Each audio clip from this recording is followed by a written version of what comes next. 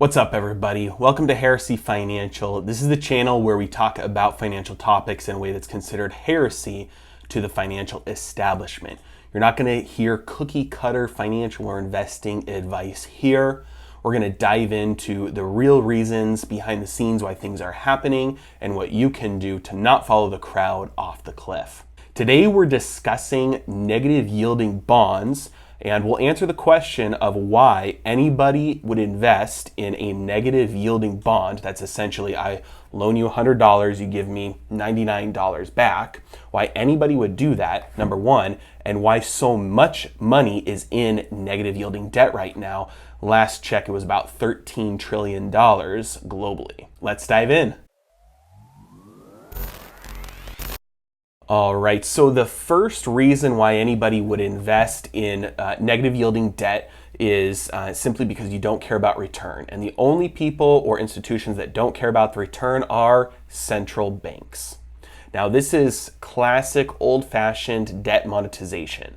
A large amount of the money that's in negatively yielding debt right now came straight from central banks who printed the money out of thin air. They don't care about the return. They don't care that it's negatively yielding debt. Now, in America, right now, the nominal interest rate is above zero. Nominal just means in number. The number is above zero. But due to inflation being 2% or more right now, the actual yield is negative. So even though the real interest rates are negative, the Federal Reserve is still buying these treasuries. Now, debt monetization is a fancy term that just refers to central banks printing money to directly loan to the government for deficit spending. That deficit spending is anything beyond what the taxes bring in. That was one of the main reasons why there was such a big pushback to creating the Federal Reserve in 1913, because nobody wanted the American government to have the ability to borrow money directly from somebody who was just printing that money out of thin air. You can get yourself into a lot of trouble that way. And so there were two measures put in place to prevent that from happening. The first measure was a debt ceiling. Now, obviously, that was useless because every time we hit the debt ceiling, we've always just raised the debt ceiling. So that didn't really work. The other limitation that was put into the market was that the Federal Reserve couldn't print money and directly loan to the government. You had to buy treasuries from the open market. But again, all that really does is put a third party, the market, in between as the middleman. And as long as you have a buyer who can print money out of thin air, it's going to keep those prices of that debt down where they want it, because you're constantly going to have that buying pressure at that price. With that being said, a lot of the money that is in negatively yielding debt right now does come, whether directly or indirectly, from central banks. Now, the second reason why there's money in negatively yielding debt right now is simply a lack of choice. See, if you're managing a pension fund in America, you're going to have a really hard time being able to buy bonds from, let's say, an emerging market country, because those are going to be looked at as more risky. So depending on the country, there are going to be restrictions on what sovereign debt you can invest in. There are also restrictions on the maturity. So some countries have negative yields on their debt that is less than a specific maturity on their shorter term debt, but it is higher yielding when you get past a certain point. But a lot of pensions have restrictions on how far out debt they can actually invest in. And so they're stuck for their conservative investments to choose between cash or bonds. Bonds yield negative, but cash will yield more negative. Usually there are going to be fees and costs on just holding that cash versus putting it in a bond. So you might lose $2 to keep it in cash, lose $1 to keep it in your sovereign bonds. And so you're going to choose the sovereign debt over the cash, because while it's still a guaranteed loss, it's less of a guaranteed loss than just keeping it in cash. So a large amount of the money that is in negatively yielding debt right now is due to the fact that it's in some sort of pension or retirement account or institution that has no other choice due to legal restrictions or liquidity restrictions that demand that it is in that negatively yielding debt. Now, the third main chunk of the money that is in negatively yielding debt right now comes from speculators. Now, we have to get into a little bit of the mechanics of bonds right now if you're not familiar. Basically, it's like a teeter-totter. If the bond costs more in the open market, the yield is going to be lower. If the bond is sold for less, that's going to push the yield up higher. The reason for that is because when the bond is issued,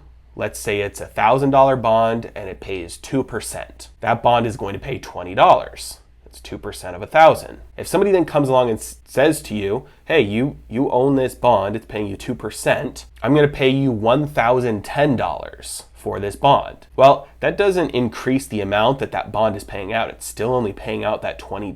So that means its yield goes down because you paid $1,010 for it and it's only giving you $20. Somebody else is going to come along and say, I'm going to buy that bond from you at $1,020 because they just want a safe place to put their money. And so they're buying it from you at $1,020 and it's only going to pay them $20.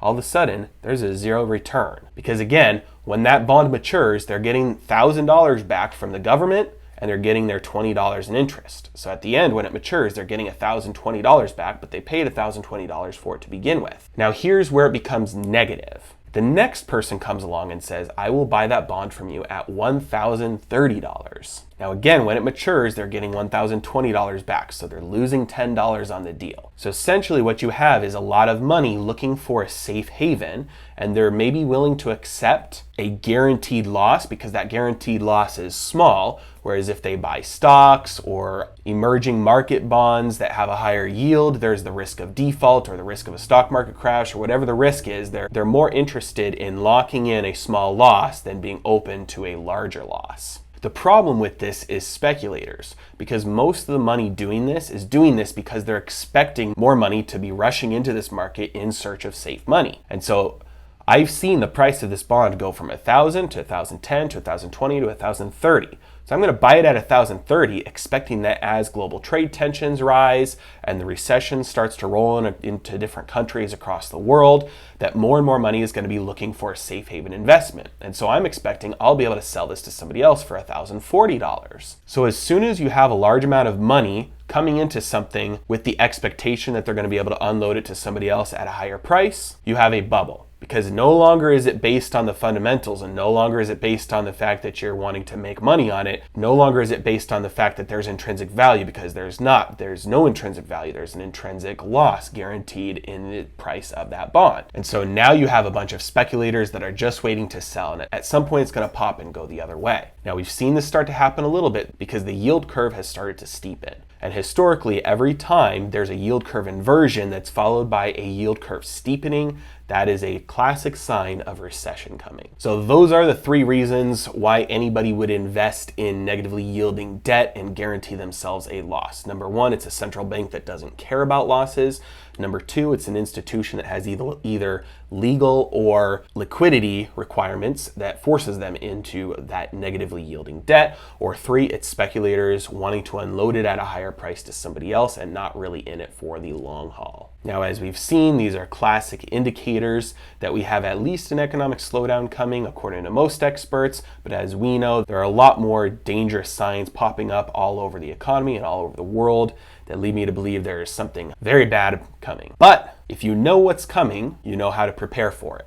And if you don't know how to prepare for it, shameless plug time, I've written a book.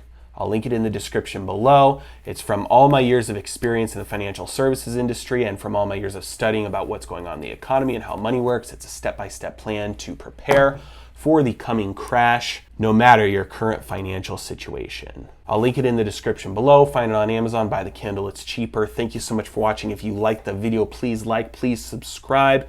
Trying to get to 1,000 subscribers so I can monetize the channel, which will allow me to continue making videos like this. Thank you for watching. You have a great day.